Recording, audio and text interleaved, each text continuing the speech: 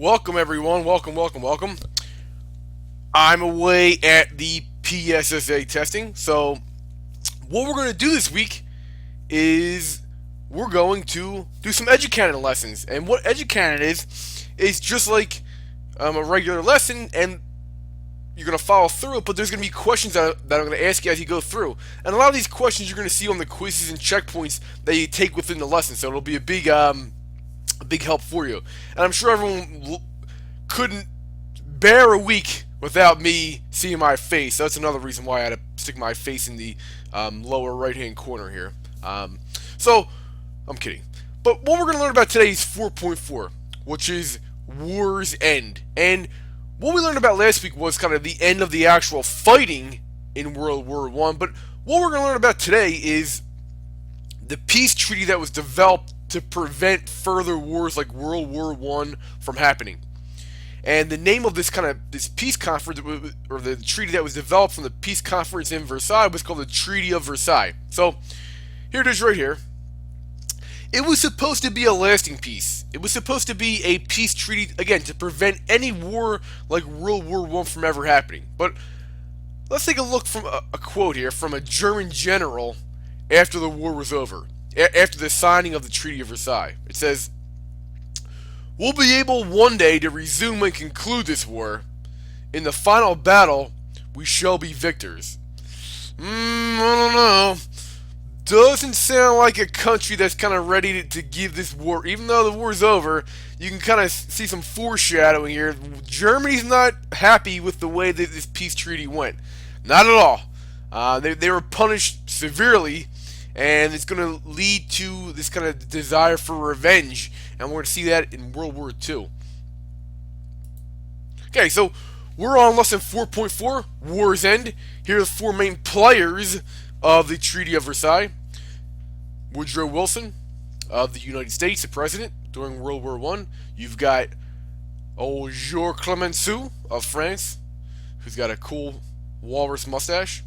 We've got Vittorio Orlando, who looks like my uncle, from Italy. And we have David Lloyd George from Great Britain, who's got a nice coat here with the things hanging on the back. Tuxedo type coat. Alright, so again, War's End, Treaty of Versailles. What happened when the war was over? What were the impacts of this treaty? Here's the goals for today. Right here. And the main one we're looking at was, what were the consequences of the Treaty of Versailles? What were the consequences of the treaty that was developed?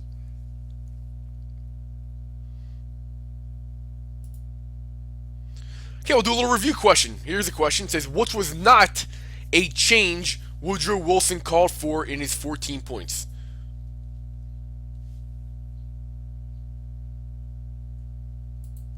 And by the way, with those questions, I'm going to give you a little bit of help at the end here for your quiz. So stick around to the end. I'm going to help you a little bit. Wink, wink, wink, wink, wink. For that quiz at the end. So I'm going to give you a little bit of aid at the end. And every day this week, I'm going to help you with the graded lesson for the day, whether that be the checkpoint or the quiz. Wink, wink, wink, wink, wink. All right. So Versailles, a punitive peace. Punitive. What does that mean? Punitive. Punitive means punishing. So what we can gather here is that this Versailles peace treaty is going to punish somebody. Well, look here. It says, at the meeting of Versailles to decide the fate of the defeated Central Powers, one group was noticeably absent. The Central Powers, they weren't there. You see Italy here is there represented, Great Britain, France, the U.S. I don't see any Austrians. I don't see any Germans there. So it's kind of like these bullies ganging up. Well, for the most part, these bullies ganging up on the loser who wasn't there.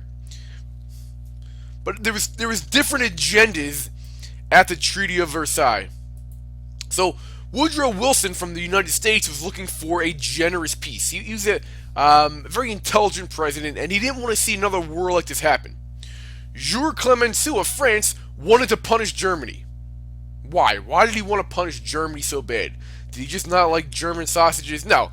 He wanted to punish Germany because he believed Germany started the war. And there's a lot of evidence to point to that. They played a big part in starting that war. And he also destroyed much of France. So he wanted them to pay for that. So Here's what ended up being included in the Treaty of Versailles. Number one, you've got a war guilt clause that blamed Germany for the war. Two, Germany gave up all of its overseas colonies. Three, there was a demand that Germany pay large war reparations or payments, basically admitting that they caused the war and paying the countries they destroyed. And finally, the creation of a League of Nations, which was an organization that President Wilson wanted for solving international problems and disputes. It wasn't the Justice League, wasn't that cool. It wasn't a League of Superheroes, but it was close. It was a League of Nations that was going to be designed as a peacekeeping organization to prevent large-scale wars like this in the future. But as we know, because there's a World War II, it didn't work so well. So we'll see kind of why that failed here. Okay, here's a map of Europe after World War I. You can see a lot of new countries created after the war was over. Here's Yugoslavia, which was created out of a lot of those Balkan countries who wanted their freedom, and they got it. You see a lot of countries that were kind of carved out of the USSR, the Soviet Union. So they had a revolution during World War I. So even though they were kind of originally on the winning side, they kind of backed out of the war halfway through because they had a revolution going on there. So they ended up losing a lot of territory there. A lot of new countries were carved out of it. Estonia, Lithuania, countries like that. Alright, so you're probably wondering, what was the German response to the treaty? Well, the Germans clearly hated it. They didn't want to take responsibility for the war, and they were looking for their opportunity to get revenge. Here's an interesting poster right here. It says, "At war's end, an angry German paramilitary group distributed this poster urging Germans to protect your homeland. Many Germans, including a young German officer, Adolf Hitler, longed for revenge." So clearly, this Treaty of Versailles didn't do any favors to the Germans. They hated it, and really it set the stage for a Second World War involving the Germans again. So that punishment really angered the Germans. Okay, American isolationism. Like we talked about on Thursday, America originally didn't want to get involved in World War I, but again, that Lusitania sinking and stuff like that kind of forced them into it. Even though Woodrow Wilson was the main architect of the League of Nations, the U.S. Senate refused to ratify it, refused to approve it, because here's why. Most of the Senate at the time was Republican, Wilson was a Democrat, and they didn't want to support him, and they also wanted to return to the policy of isolationism, where the U.S. didn't get involved in foreign countries' business. So without the U.S. in the League, it failed. And here's a cartoon that kind of shows that. You got a little bunny here, which was the League of Nations, going up against international strife or international conflict, and as you can see here, it wasn't really much match. It's a political cartoon there, showing how weak it was. Alright, we'll do a little check-in here. Alright, so what do you think? Do you think the Treaty of Versailles was fair or not? Some historians believe it was, some believe it was not fair. Some believe it punished Germany too harshly, and there were other reasons why they thought it was unfair too. You're going to have the opportunity to explain whether or not you think it's fair in an essay outline. You're going to do an essay outline. Let me bring that up for you here. Okay, this is your 4-point an essay outline. Now, anytime you plan an essay, before you start writing the essay, you got to make an outline. And this will give you practice doing that. So here's the directions. It says, was the Treaty of Versailles a just and fair peace treaty or an unjust and unfair one? Was it a good peace treaty for the future or not? Write a persuasive essay outline where you give 3 reasons whether you believe the Treaty of Versailles was fair or not. You also need to find quotes from your textbook pages, 677 to 681, or other sources to support your 3 reasons. You may want to review the Treaty of Versailles You Decide activity from this lesson and the subsection titled Consequences of the Versailles Treaty on page 681 of the book.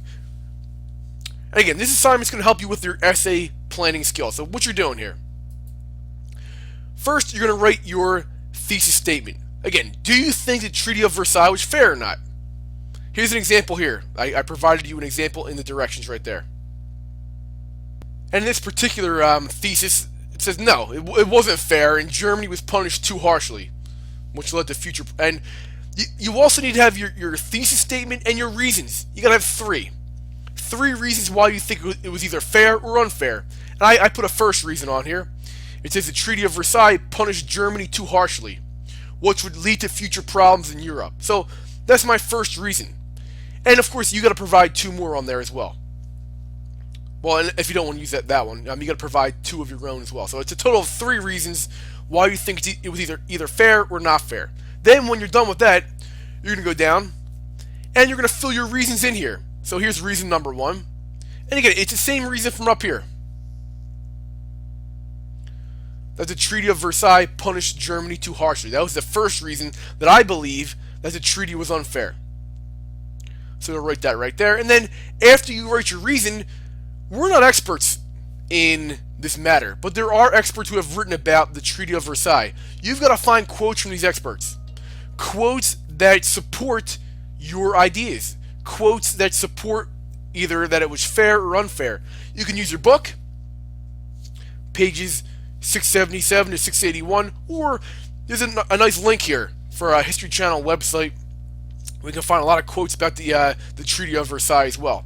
Here's a quote I found right here. It says, "The treaty stripped Germany of its overseas colonies and many regions along its borders." And notice I provided the page number where I found that at. So again, that's what you're doing here. Your three reasons that you mentioned in your thesis, you're kind of explaining in here, and then you're going to give quotes that support the reason on the outline. So that was the directions. This is the actual outline itself. It should have been pushed out to you. It's also available in doc sharing. There's a PDF version too if you don't like the Word one. But again, you put your thesis statement in here, whether you agree or disagree as to whether the Treaty of Versailles was fair or not, and then your first reason, three quotes that support that reason, your second reason, and then three quotes to support that, and then finally, third one, same deal. If you have any questions about this, feel free to K-mail me. I'm still be available to answer K-mails. But again, you're not writing the essay, you're writing the outline for the essay. Do you think it was fair or not? State that in your thesis. Give me three reasons. Restate those same three reasons in the boxes here, here, and here. And then for each reason, you got to go find quotes that support your reason. Just like if you were planning an essay, this is what you would do. I promised you help on your quiz, and I'm going to help you get started on it. So click on that 4.4 chapter quiz, which is due today.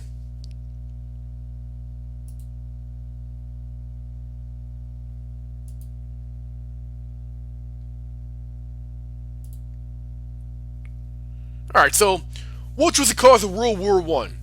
The Second Industrial Revolution, Europe's system of military alliances, Russia's race to industrialize, or the invention of the airplane? Well, I mean, we can cross the airplane one out because that doesn't really make sense. Why would that start a war?